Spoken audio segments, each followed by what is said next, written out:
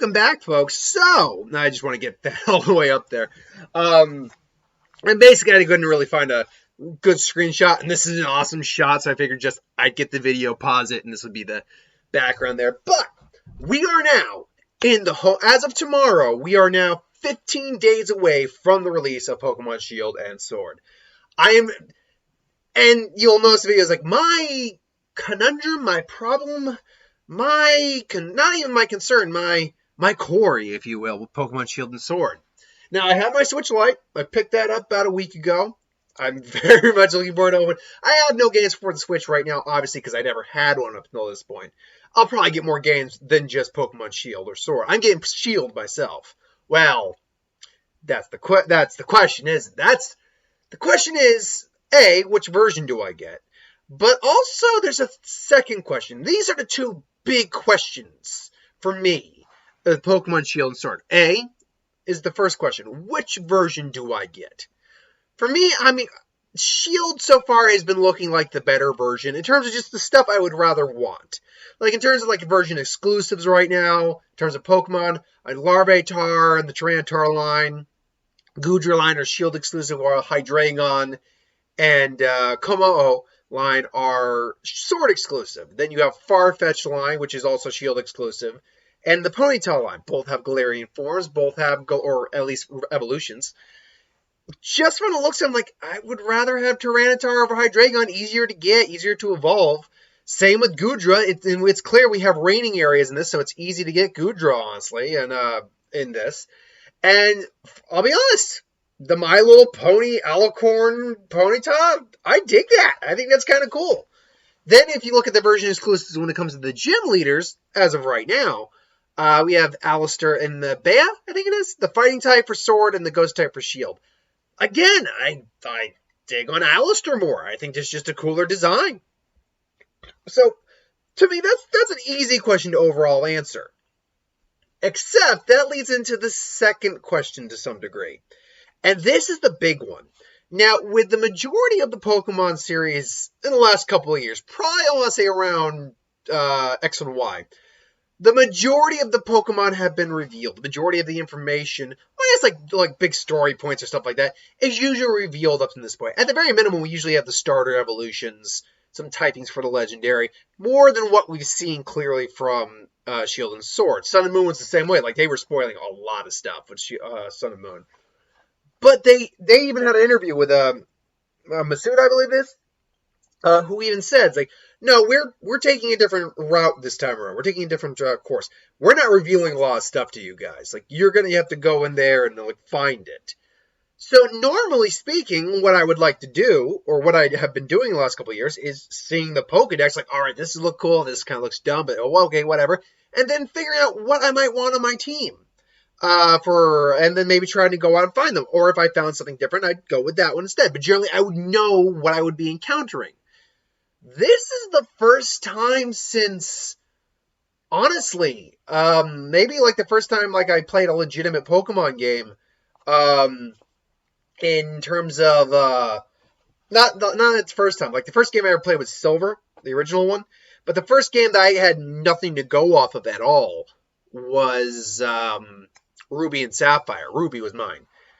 That was the first one I'm encountering Pokemon, like, I don't know what that is. I don't know what that is. Oh my god, I don't know what this is. This is awesome. I was like, what is that? That's so cool. And this is the first time since the original Ruby, because since probably Gen 2, so actually since my first game, I've actually had a player's guide up until about Gen 4. After that, I stopped getting the player's guides, because I'm like, this is kind of actually ruining my experience just a little bit, because I'm not getting any surprises now. So I stopped getting the player's guide. With the walkthrough and pretty much everything you could do. So, gotta get this and this and this. No, it's because it's more fun to actually explore. And I came to that conclusion pretty early on. But again, this is the first time, at least when it comes to the Pokemon side of things, like, I don't know much of what I'm going to encounter in this region. And that's kind of cool. So, I mean, I'm at odds, though, because on one hand, I'm like, I can just, oh man, the actual, exploration and the realization of stuff, like, that's cool. On the other hand, though, it's like, okay, but how do I know how many Pokemon are in there? Like, how many Galarian forms? Like, what do I know? What level do these things evolve at? And you can make the argument, yeah, go online and just look that up, but then why don't I just go online and look up everything else at that point? It is a bit of a conundrum when you think of that about that. It's like, do you just go in completely blind? Or do you look up all this stuff first and, detract some of your experience? For me, it's breaking down to my head like this. The longer we go without any sort of new information whatsoever, the more I'm actually inclined to just go in blind on some level. But if we get a bit more information, let me rephrase it this way. If we get like one more trailer or something like that before the release, or like little bits come out here and there, like let's be clear, if I go to Cerebi tomorrow, or like the next one, like every couple of days from up till the release, and there's like a little bit of new information that was like a Pokemon or something like that, or whatever, I'm still gonna look at that information. But I think I'm in my head reaching a middle ground. What I mean by a middle ground is this. I would definitely want to know what the evolutions of the starters are, because that's always going to be the thing that defines what you get. Because look, I could choose a starter from its base evolution and be like, this is cool. And it could evolve into something I do not like. Like, for instance, there's only 2 evolutions of a Pokemon that I like, starter evolutions.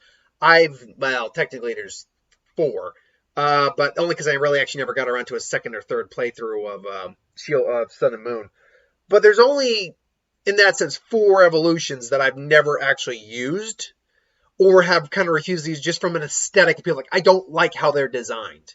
And that was Empoleon. Something about Empoleon, I just don't dig on the design of Empoleon.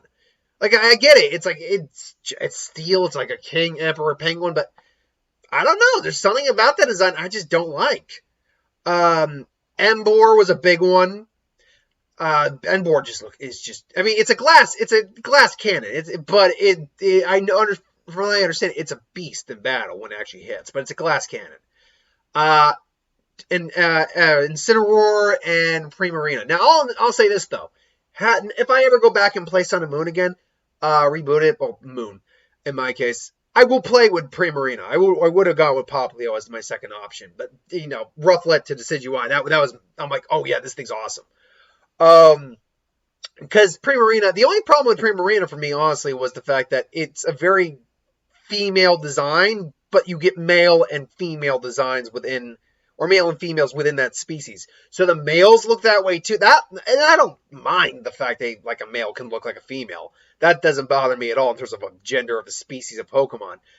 But the fact of the matter is, like, you could have made this look like a male sea lion. You could have made it look like King Triton on some level. I mean, that actually would have been a cool gimmick when you think about it. This would have been like the first starter to actually have a clear-cut gender difference. That would have actually been a cool concept. And who knows? Maybe we'll find out these things out of that, or something akin to that. But that's where I'm getting at, is that I actually think, not Emboar, not Pignite, Tepig. I think Tepig is actually a really cute star. I like Tepig's, like Tepig himself. I like the way he looks. Piplup, not really my thing, but he's cute. I could have gotten behind that. Like, Litten was cool at first, and then it's like, Torracat's still cool. He's on 4 legs. All right, they were going to get, crap. And that's what happened. They just crapped out for me. So I think I would definitely look up the starter evolutions. Definitely that would be almost a number 1 for me. But I would look up how many new Pokemon we have in the region, because that's the thing. Whenever I play at least the first playthrough of a new generation, I want my team to be basically the new guys, just so I can play with them and see what it's like. Then on playthroughs, I can go and make whatever team I want. But yeah, see how many Pokemon there actually are. And I think I would cheat a little bit. I think what I would do is find out if there is an evolution for one of the guys who've already been spoiled on. Like Roly-Poly. I think Roly-Poly's going to turn into something really cool. And same with the Yamper. I think Yamper's going to have a cool evolution too. Wooloo's, who knows about Wooloo, but still, I think a couple of these guys are going to have some really cool evolutions. So I'd go on that. But the Galarian variants, those are the ones I think I had no choice, but I need to spoil myself on those. Because I need to know how many of those there are, and I need to know exactly who got the buffs, or who got the Because there's been a lot of rumors lately about what the Galarian forms are going to be like. I mean, Dunsparce has been flying around for God knows how long because people think Dunsparce needs love, and I could see that. Don't get me wrong, it'd be cool if Dunsparce got some love. I heard Zubat one. That would be interesting because we haven't seen Zubat. We haven't seen him. I heard Dratini might be one, but this is all conjecture. We have no idea until the games come out or until someone plays it early and leaks it online. So we'll just have to wait and see on this. That's what we're going to have to do. But those are my conundrums, my two biggest conundrums, if you will. I like that word, conundrum. With Pokemon Shield and Sword. Do I go Shield or Sword? I'm leaning towards Shield right now. And what do I do come the actual game when there actually isn't any real strong information? What do I do then? I don't know, but we'll find out. By the way, I'm not going to be doing any Let's Plays just because I don't do that. My channel, Mark wants to try to do that, and if he can figure out a way to do that, absolutely, he can go and do that. Mark's also trying to get me to get Steam, and I'm like, oh, why? So you can do this and this. I already got those games, dude. It's like, well, you can just say, I don't do Let's Plays. And by the way, Let's Plays work a lot better when you can edit. I don't really edit, as you've noticed on my videos. Mostly because I can't. I mean, there is editing software, but I just don't have that. It's a stage and progress thing for me here. Honestly, the videos you've been seeing lately are far higher quality just because I can have an image on the screen. So, yeah, I don't know. I don't do a Let's Play, so don't expect a Let's Play, unfortunately, for Pokemon Shield or Sword. Sorry, but I will still give you my thoughts on it after I play the game. Until then, though, thanks for watching. I hope you enjoyed. Like, comment, share, and subscribe. As always, you want us to review something, put in the comments below. Let us know. We'll do a review of it at some point. I use would win Star Wars, Super Magic, what if, anything to do with the channel. Put that in the comments below. Let me know after that at some point. So I'll be back in a little bit with one other video that, well, technically speaking, I might have another video later on just for the fact that Schmodown should be dropping today. So keep your eyes up maybe for a reaction. If not, I'll say the reaction for like the weekend or something like that. I've got things to do tomorrow, unfortunately. Anyway, thanks for watching. Hope you enjoyed, and I will see you a little later.